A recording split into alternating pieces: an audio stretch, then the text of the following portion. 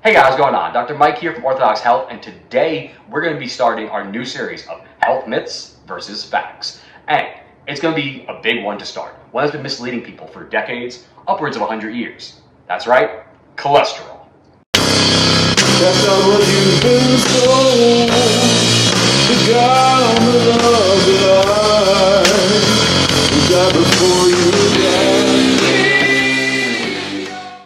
Cholesterol is not the villain. It's one of God's greatest gifts to the body.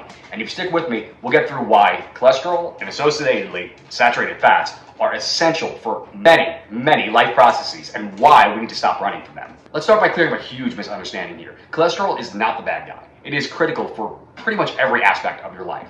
It's an essential building block for your hormones, for testosterone, progesterone, estrogen, cortisol, pregnenolone, DHEA. The list goes on. It keeps your cells strong, your brain functioning, your digestive system running, and is a critical part of your immune system and the inflammatory process. And here's the kicker. Your body produces most of the cholesterol that it needs, upwards of 80%. So why are we afraid of dietary sources like eggs, butter, which are incredibly micronutrient dense, beyond the cholesterol, yet we want to kick them away? No, that's wrong. Red meat, eggs, butter, cheeses, all of the scary cholesterol and saturated fat-rich foods are also some of the most nutrient-dense foods that you could possibly eat. When we're concerned about them, we're usually thinking about, are they causing damage to my arteries? When in reality, the bigger issue are the industrial seed oils that are rich in omega-6 that induce inflammation. Saturated fat is less oxidizable and is less susceptible to the damages from oxidative stress that those omega-6 rich seed oils are going to be exposed to. So when we're looking at our arteries and the development of plaques, it's not the saturated fat that's the problem. It's not the cholesterol that's going there to help resolve the problem. When we're looking at cholesterol showing up and helping to build that plaque, we're looking at part of the inflammatory process, part of our immune system, trying to deal with damage. We're essentially blaming the firemen for starting the fire. Going back to its benefits though, cholesterol is the building block to your cell membranes and to most of your brain. In fact, 25% of your brain mass is made of cholesterol. Is it any wonder then that as we've adopted a low-fat ideology along with the promotion of polyunsaturated fats, particularly the seed oils, as the heart-healthy ones, that we're seeing significant rates of cognitive decline?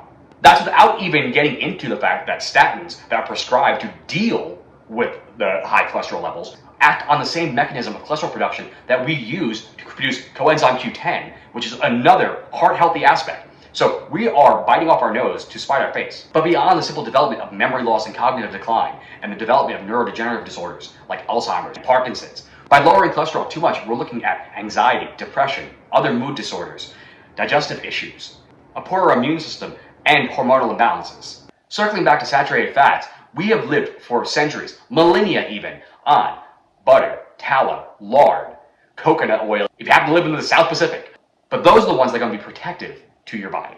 But these modern industrial seed oils that are deleterious in their own right, but in the quantities that we are consuming them now, along with the process that it takes to actually produce them, they are completely novel. Our body has no way to adapt to them. And even if we were adapted to them, the byproducts that are produced when they are broken down in the body are independently inflammatory and promoting of disease. So the takeaway is that your saturated fats, the butters, the red meats, the coconut oil, the lard, the tallow, the cheeses, all of those are going to be more protective to your body because they are less susceptible to oxidative stress, to the inflammatory process, and they are going to help mediate, they're going to help to protect your body by going to deal with the damage that's been done by those rancid seed oils, environmental toxins, everything that's being sprayed in the air, in the water, in our food supply. It can help with that. It's part of the body's process of helping to heal from those issues. Now let's make this practical. Here's your action plan. Number one, eat those eggs. The yolk is pure gold. It is rich in fat-soluble vitamins and packed in protein. Number two, liver. It is the original multivitamin. Now I know a lot of you looking at me like, but I'm telling you, figure out a way to get it in. Figure out how you want to eat it, or if you need to, supplement with liver capsules. Number three, butter, ghee, coconut oil, lard, tallow, real, quality saturated fats from a good source, that's important, are going to be your friend. Get away from all of those industrial seed oils. Now, if we're talking about a little bit of olive oil or avocado oil, the monounsaturated fats there, those can be beneficial.